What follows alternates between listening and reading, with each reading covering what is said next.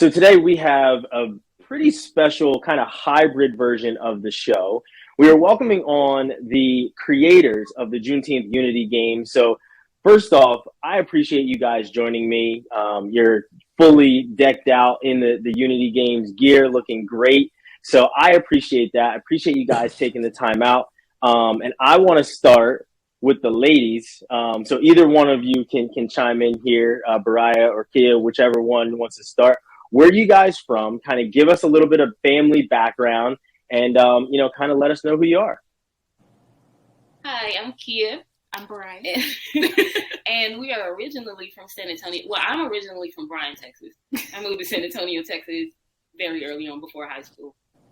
And that's where she was born. Yep. And where I met Ivan in high school.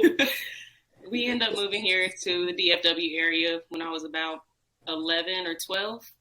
And we just been here ever since. We've been in the colony for the last 11 years. Yeah. So. Yeah. That's pretty cool. Now, go ahead.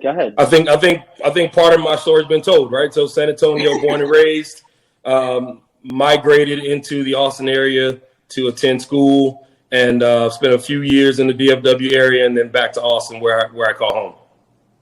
Yeah, that's amazing. So full Texas, everything's bigger in Texas. And that's basically the way things are for you guys is you continue to grow with the Unity Games.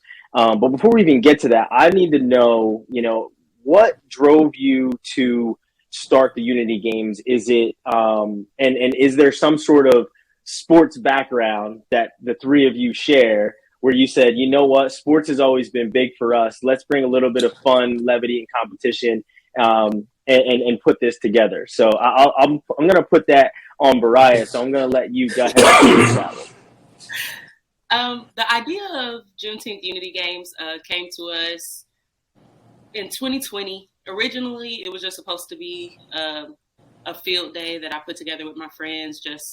We were inside.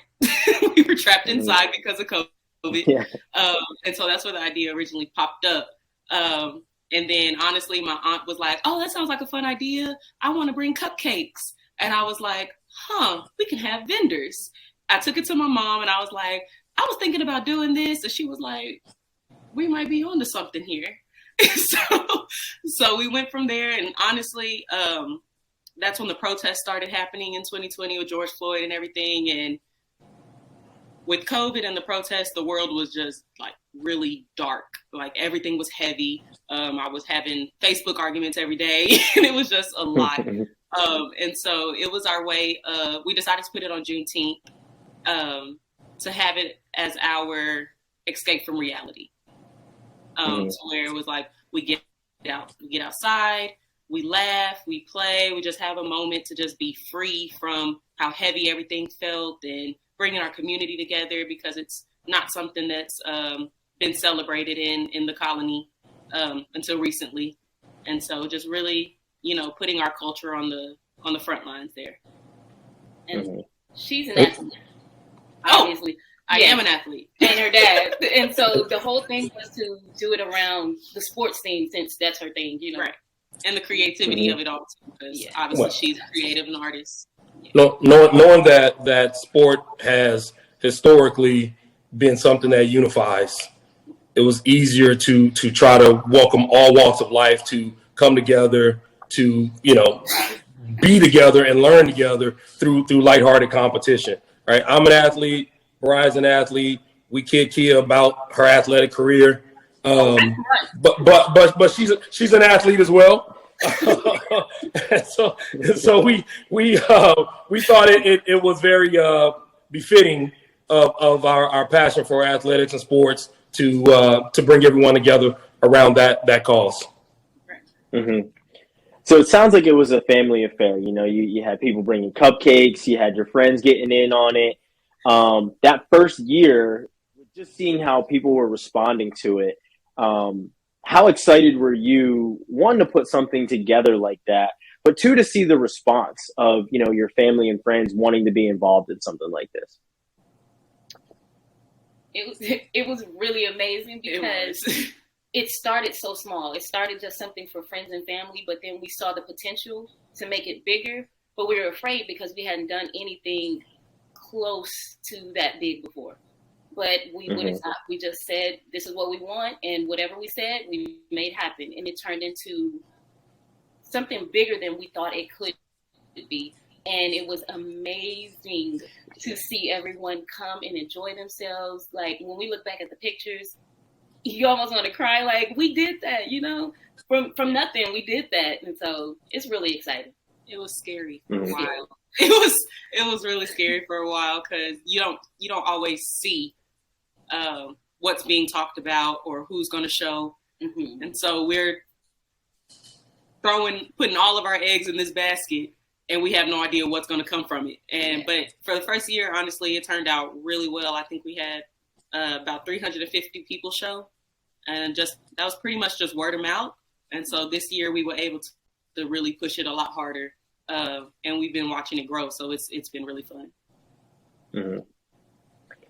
Yeah, it sounds like it's something that people are putting on their calendars now. You know, it's not, you know, before it was a way to get out of the house. People were obviously looking for a way to kind of break free. But now they're putting it on their calendars. What's it mean to you guys to know that this is a staple for people? This isn't just, you know, a way to just kind of get out and have some fun. They're planning their weekends around it. And not only that, you're not just getting people out of the house. There's a theme to it. There's a teachable moment to it about Juneteenth. You know, what does that mean to you guys as a family putting this together, and seeing how people are starring that day on their calendar now? Again. It feels good because that was the purpose, you know, to bring people together, and that it's multicultural. So it's not just for us, but for everyone to come and learn. And that picked up more this year because last year, the word about that wasn't out as much. But this year, more people are saying, you know, we have people from all walks of life really joining in and really wanting to be a part. And we wanted to become like a big family, like our family. You know, we love each other, we love family, and we're ready for everybody to just join us, learn as much as you can, and have a good time, you know? It sounds like it. You know what? And you know, from that first year, how much have you seen the goal shift? And I want Ivan to kind of answer this, because it sounds like, you know, the ladies were doing a lot of the planning, and Ivan came in and really helped elevate things as well. So I want Ivan to kind of chime in here. How have you seen the goal of it shift as it's gotten bigger and bigger? You know, I think the I guess potential is limitless, right? In the spirit of bringing everyone together, our mantra is better together. And so we think that we can maybe perhaps have this crossover into other cultures, right? A lot of the ignorance behind some of the division in the world is that we don't take the time to understand, learn, and explore other cultures. And so we see this as an opportunity to invite everyone into the African-American culture, teach on Juneteenth, which again is lowly reported in any history books or school settings. And so there's a lot of folks who just do not know what it's about, why we celebrate, why would we celebrate it, right? There's some conflict in there. Is that a thing to celebrate? But we want to bring everyone together, see that we can all be in the same space, have a great time. And then as we build Juneteenth Unity Games, you know, what does that look like for the Mexican culture, the Irish culture, so on and so forth, right? So we start small. We start with what we know. We start with an intent and a purpose, and then we gradually grow this thing beyond what the initial vision was, and it's a bigger thing, right? Better together is what we're trying to push, and we want to extend that through every culture. And that's what it sounds like. It sounds like you're not just trying to impart wisdom on just the Black community, like it has continued to grow, but let's kind of take it back to that origin. Mariah, when you said that you just wanted to get your friends out of the house, everybody was, you know, on Facebook arguing. It was the only way for people to really interact was FaceTime or social media. How many of your friends were in on that first conversation when you said, you know what, we should get out and go play these games. We should just get out of the house. Let's go do something, right? And at that point, you're kind of braving the atmosphere of the world, right? Because COVID was still a very viable thing. So how many of your friends are in that group text or are on that group FaceTime when you're saying, hey, let's get out and go do something? Because a lot of things changed. I think that original call for the field day, probably it was about 5 or 6 of us. Mm-hmm. I had like my best friend at the time was like right here on a hip with it. Like, we're putting this together. And then like the bigger it got, the things started shifting a little bit with who was there to put it together. It sounds that way. Yeah. So everyone wanted to participate, it sounds like. Yeah. Everyone is it. If I could speak for Brian really quick, it sounds like everyone wanted to play, but then in the organization of a bigger experience, not as many supporters for the work and the workload, if you will. Yeah. And so it quickly dwindled down to Kia and Brian, and then me as a little bit of the hired help that never got paid.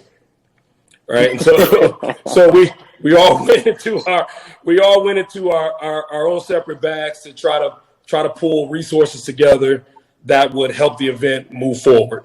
I had a few folks that worked in the event industry, and I tried to reach out to as many as possible. And surprisingly, a lot of them came to the aid of what we were asking for. Kia being the creative in the family, driving the website and the marketing and the developing of all the content that's been placed. And then Baraya, just a big personality and great at networking, reaching outside of her circle, because her circle had kind of, fizzled out a little bit in the aspect of work, but reaching outside of her circle to bring other folks who were just excited about the project as they were and as I am. And again, year one would be largely considered a success. It sounds like it. And I mean, that's kind of how you figure out who's in and who's out, right? Is you increase that work. And when the work increases, sometimes the people decrease. But it's good to see that, you had a really tight-knit group around you guys to kind of help you shepherd this through, right?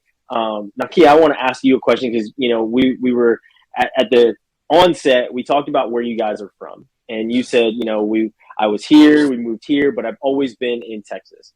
Now, having this event in Texas and knowing what Texas and how Juneteenth and Texas go together, what does it mean to be able to bring something like this to your own neighborhood? That was really a big deal to be able to do that. We really wanted to keep it in our neighborhood because we don't have anything like it. Well, now things are starting to happen. Now that it's a national holiday. Mm-hmm. But before that, it was nothing like we did. There's big 4th of July celebrations, but there's no Juneteenth or anything like that. So to bring it here was probably one of the most important things, is to make sure we had it in our community for our people, that we don't have to go so far out to like Dallas, it was more things out there, but nothing for us here. Mm-hmm. So us being the first that I know of here was very important, and it felt very good to be able to do that. And that mm-hmm. even the city now is getting behind us. And so it should be bigger and bigger every year because of that. Yeah, I mean, you kind of just glossed over it, and we're not just going to let that pass by. Talk about the city involvement now. How has the city gotten involved with this? It's mostly talk now, so we don't want to say too much, but they're behind us where they're now posting and on their websites and stuff for people to come out. Yeah, for the community to come out, and more people in the community are seeing it without us having to make sure we're everywhere, And so we definitely appreciate that. And we have lots of ideas for them to get behind us more. And after this mm-hmm. event, we'll go reach out to them and see what we can get done to make it even bigger event next year. Yeah. That's incredible. I think there's been an opportunity, as Kia mentioned. I mean, Juneteenth celebrations were largely in Dallas and Fort Worth. Right. And so the North Texas area, canvassing the demographics of that area, we saw an opportunity where an underserved community weren't really given anything to where they could, also congregate and enjoy without having to take a 30, 40 minute or even up to an hour drive and be a part of it. There's enough community in those small cities of the Colony, Frisco, McKinney, and the like to put together a great event celebrating the historical content that we were trying to provide. Mm-hmm. Now, as you continue to grow, what's and I'm going to pass this to Ivan, what's the cultural impression that it's made and the cultural impact that it's made on the area around, and how much have you seen a response? I mean, you talk about the city getting involved and more people coming and everything else, but culturally was where you really wanted to impact a lot of people. How have you seen that cultural impact since starting this? Look, I think as you mentioned, the more people we get to participate, the better we have an opportunity to build those bridges and tear down those walls. We hope that each year we continue to have success, and that as the populations grow, the cities are a part of it. That's a big key. That if the city's behind it, I think then we grow even more rapidly than we could ever anticipate to grow. And so our open conversations with the city, continuing to impress upon them the overarching goal of being better together. Again, we stress that point. We are better together, right? I'm wearing a shirt right now that has all these different facets of where divide happens, be it religion, be it politics, be it race. All of those things work negatively against us, right? And so we use Juneteenth as an opportunity to say, okay, well, here's a day where we were still divided, even though we knew there was some freedom there for a certain group of folks. We weren't all free, right? And so once we were able to take the cap off that, and that news was then delivered to the slaves of that moment, we celebrate because that's how we feel like they would have celebrated, right? Mm-hmm. And the more we are able to bridge the gap, the more celebrations I believe we can have as a nation, as a world, as a population, as a species, right? Again, we're divided because of ignorance. So our biggest cultural impact will be to tear down those walls, right, and remove the ignorance so that we are better. Mm-hmm. Yeah, and Bariah, for you now, we already touched on the goal initially was to get out of the house, get people to be a little bit more active. As things have gotten bigger and bigger, how has that goal shifted, and what is it that you want to kind of impress upon, and where do you see this going maybe 3-5 years down the road? The goal shift for me was not just getting out anymore, but it is more so using our platform, where it's so fun still. We still don't want it to be too heavy all the time. Still be fun, but to still use our platform to make it a teaching moment. Like we said, our biggest thing is getting anybody who's willing to learn and participate to just understand, more about our culture, putting it in the forefront, not being embarrassed about things like stereotypes, we have so many things. Like I was just watching a video the other day of why it's a stereotype that Black people love watermelon, and then the connection between people being embarrassed about it, like not wanting to eat it in public or hiding it, and it's something as simple as that, but it was so important to our culture at the time because it was like one of the small things that we had and how we made money, and so it's like to just teach on those small things, and it's not really taught on in school or anything like that. So just to really allow people in our culture and outside of our culture to be a part of that with us.